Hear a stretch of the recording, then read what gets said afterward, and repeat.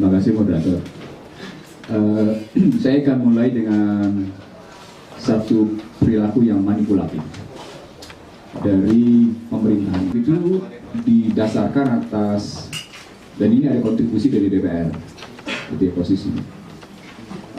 Teman-teman sekalian, keberanian pemerintah memperlakukan mekanisme pasar pada BBM dimulai dengan diberlakukannya Undang-Undang Nomor 30 Tahun 2007 Pasal 7 bahwa harga energi berbasis harga keekonomian berkeadilan. Yang dimaksud dengan harga ekonomi berkeadilan adalah harga pasar. Itu Undang-Undang 30 2007.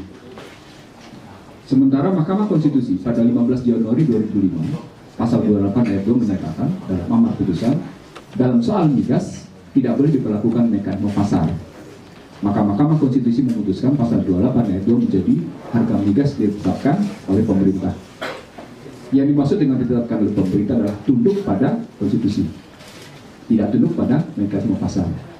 Apa artinya? Artinya Undang-Undang 22 2001 tidak sinkron dengan Undang-Undang 30 2007 yang kemudian ditetapkan dalam kebijakan energi nasional sebagai sesuai dengan disepakati oleh DPR pada paripurna 2014 terakhir bahwa harga energi tunduk pada harga keekonomian.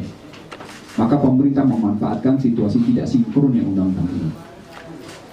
Dua undang-undang.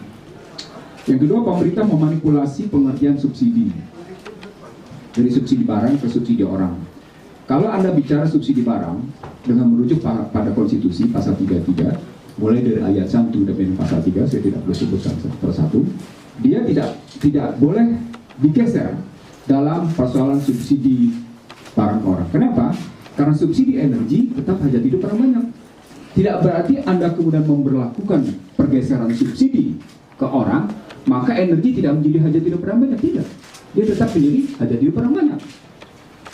Tapi pemerintah ikut-ikutan cara berpikir Bank Dunia bahwa subsidi adalah salah sasaran. Apa yang terjadi? Yang terjadi adalah public goods menjadi commercial goods. Itu manipulasi kedua. Saya ulang ya. Itu manipulasi kedua. Anda ikut-ikutan cara berpikir Bank Dunia dengan menyebut subsidi salah sasaran, lalu Anda geser ke orang. Bahkan di era Jokowi Anda bilang Anda membiayai untuk KIS dan KIS, Kartu Indonesia Sehat, Kartu Indonesia Pintar, dan Kartu Indonesia Sejahtera. Bahkan Anda menyatakan bahwa untuk laut dengan menyebut dibakar tidak karu-karuan, maka Anda telah mengubah public goods pada energi menjadi commercial goods. Ini hal kedua. Hal yang ketiga dalam situasi sekarang ini adalah soal hitung-hitungan. Sejak 2 hari lalu, saya pikir sejumlah teman-teman di pressroom juga terima pertanyaan saya yang tujuannya nabok, tujuannya ngeledek, tujuannya sarkas. Saya pikir ada beberapa teman-teman di pressroom yang terima 7 pertanyaan saya. 2 pertanyaan di hulu, 5 di pertanyaan di hilir posisinya. Pertanyaan saya sederhana sekali. Kalau APBNP 2015 sudah menyatakan bahwa cost recovery 16 miliar dolar untuk yang namanya produksi minyak 825 ribu barel per hari ditambah dengan 1,3 juta setara gas, ya, gas setara barel posisinya. Maka pertanyaan besarnya menjadi berapa sesungguhnya biaya pokok produksi migas di tingkat hulu? Pada titik BEP-nya, titik impasnya, berapa sesungguhnya biaya pokok per barelnya, dan berapa titik impasnya untuk migas? Yang kedua sama dengan gas. Nah, saya coba tanya ke teman-teman yang pernah ada di BP Migas, sekaligus saya tanya ke teman-teman yang ada di SKK Migas, saya tanya lagi teman-teman di SKK Migas, saya tanya lagi teman-teman di SDM. Mereka tidak jawab. Means artinya ada sesuatu yang gelap gulita. Kalau ada sesuatu yang gelap gulita, apa artinya? Artinya ada korupsi. Ini baru butir pertama nih, belum 6 butir lain. Saya ulang ya, ini baru butir pertama nih. Saya punya, sekali lagi pertanyaan saya, pertanyaan nabok, pertanyaan meledek. Secara intelektual itu pertanyaan-pertanyaan paling mengejek. Yang semalam saya ulang di sebuah stasiun TV swasta. Saya tidak mau ke stasiun satu TV swasta, saya pindah ke stasiun TV swasta yang lain. Tapi 7 pertanyaan itu saya ajukan, itu sungguh meledek. Oke, kalau Anda tidak bisa jawab hitung-hitungan biaya pokok produksi per barel pada minyak, dan biaya pokok itu perhitungan pada gas. Lalu berapa sesungguhnya titik impasnya? Kenapa Anda setuju tetap 16 miliar dolar per APBNP? Saya dapat jawaban yang kedua. Jawaban yang kedua, mereka bilang kami tidak lagi menghitung soal berapa sesungguhnya bagi bagian dari situasi itu. Pak, ini agak panjang, Pak, maaf, sekaligus untuk menunjuk bahwa pemerintah ini tidak accountable, tidak good governance. It's really stupid kalau kita bilang ini accountable. Tadi Theo sudah menyebut kalau berdasarkan fluktuasi harga memang Anda sedang menyodorkan ketidakstabilan politik. Itu sudah saya sebut dalam sebuah media, jadi saya tidak ulang. Nanti bisa kita lihat apakah kita akan mengimpit atau tidak. Jangan Anda potong dulu, karena saya ingin mengatakan gini, argumen kita bukan argumen politik. Ini argumen ekonomi politik berbasis konstitusi. Karena Anda bersumpah mengatakan, Anda ganggu sih, jadi saya mau bilang, Anda kan mengatakan saya hanya tunduk dan patuh pada konstitusi, maka argumennya argumen konstitusi. Karena ada kampanye berkali-kali menyatakan saya hanya tunduk dan patuh pada konstitusi. Mari kita buktikan apakah Anda betul-betul tunduk dan patuh pada konstitusi apa enggak. Nah, argumen kedua ini saya sebut, kalau Anda tidak bisa berhitung di tingkat hulu, bagaimana Anda berhitung di tingkat hilir? Bagaimana ngitung di tingkat hilir?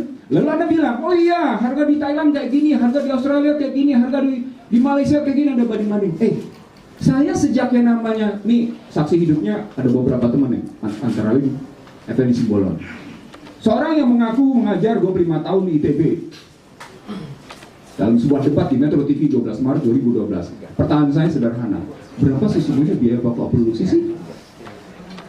Gak bisa dia jawab sampai keluar kata-kata konyol saya dalam posisi live.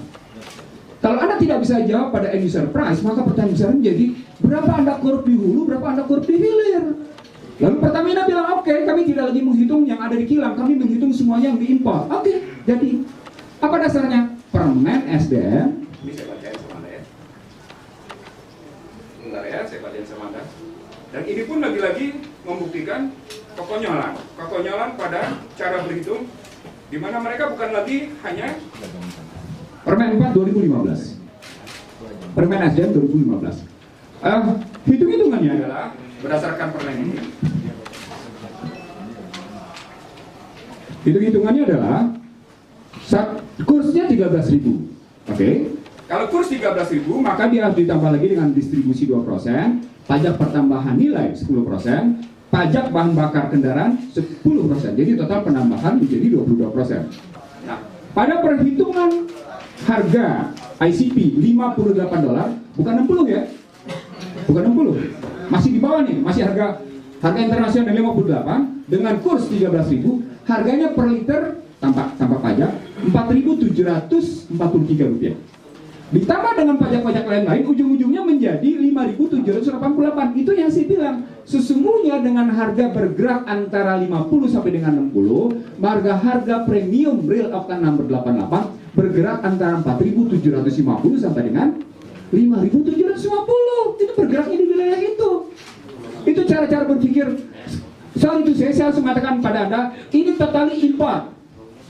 Jadi cara berpikir yang sekarang ini yang sedang saya sodorkan berdasarkan Permen 15/2015 ini dari Permen SDM tadi, totally ini import. Saya nggak menghitung soal bagaimana kilang kita. Sekarang saya masuk yang ketiga. Kalau kemudian ternyata kita menghitung kilang kita, maka berarti ada harga campuran. Dari mana ada harga campuran? Karena dari cost recovery pemerintah tanpa mengeluarkan biaya apa-apa, dengan perhitungan 825.000 barel per hari, pemerintah menerima 450.000 barel per hari. Dari 450.000 barel per hari kan bisa diproses kilang, ditukar, masih dapat untung, masuk kilang kita. Pertanyaan besar, berapa sih harga per liter di kilang kita? Nggak aturan juga kata-kata itu. Nggak aturan juga itu. Oke, kalau keluar juga dari kilang kita lalu juga import, maka yang terjadi adalah harga campuran. Nggak juga keluar kata-kata harga campuran. Kan berarti berapa kali bohongnya? Gitu loh maksud saya. Nah, oke, kalau sudah seperti ini dari hulu ke hilir, saya nggak ngerti kenapa Komisi 7, kenapa Komisi Anggaran, kenapa Komisi 11 nggak pernah tanya, atau kenapa Komisi 6 nggak pernah menggugat Pertamina untuk bongkar-bongkar kayak gini gitu. Saya ngomong kayak gini berkali-kali, saya ngomong di Banggar, saya ngomong di Pansus, saya ngomong di Komisi 6, saya ngomong di Komisi 11 gitu. Jadi bukan hal baru sesungguhnya, tapi ini kan sudah bertahun-tahun. Artinya ada sesuatu yang dilanggengkan. Saya curiga sesungguhnya Ini kecurigaan saya ya. Di hulu sesungguhnya ada biaya-biaya politik. Saya ulang ya. Di hulu ada biaya-biaya. Kalau saya orang yang hidup dalam beberapa presiden di panggung politik secara nasional, yang saya tahu memang begitu. Di hulu selalu ada biaya politik. Saya sebut misalnya, di hulu itu ketika Anda kampanye pakai kapal, pakai pesawat, itu beban perusahaan minyak.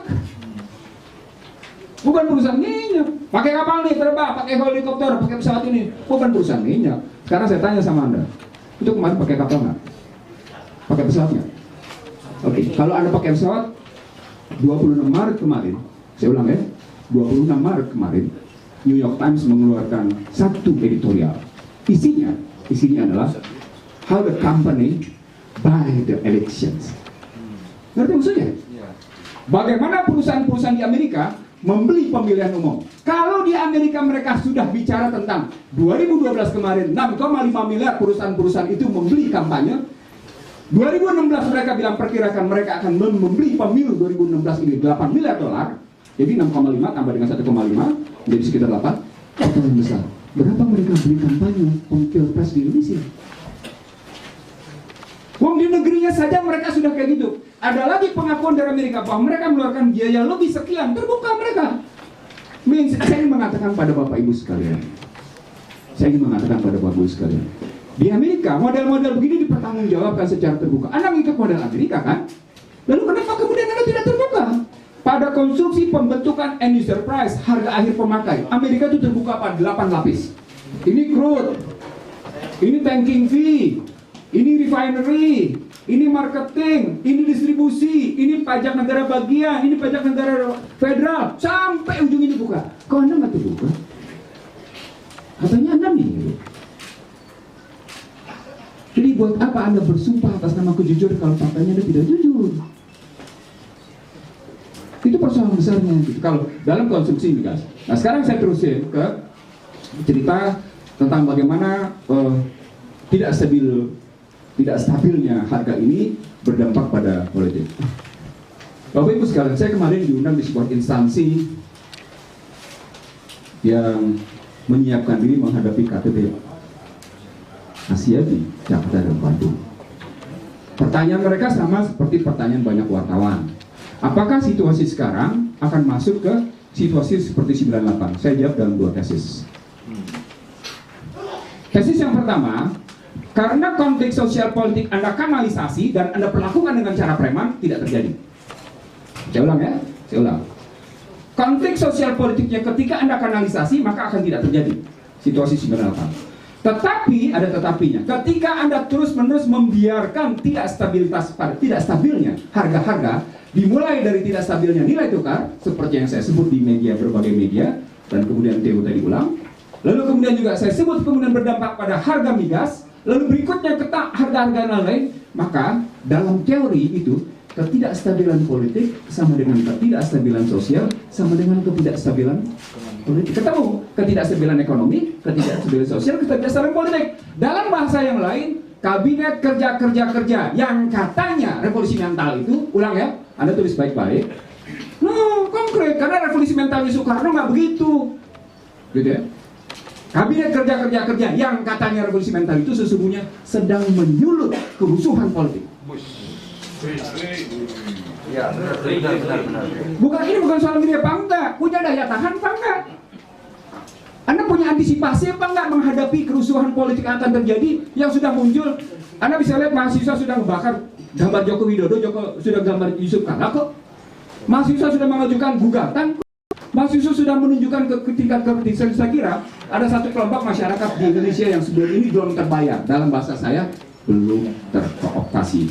Mudah-mudahan saya juga tidak terkooptasi. Oke, Pak. Nah, sebentar. Untuk lebih memeriahkan nanti agar lebih terpancing lagi. Cuma satu kalimat kok saya ingin mengatakan pada.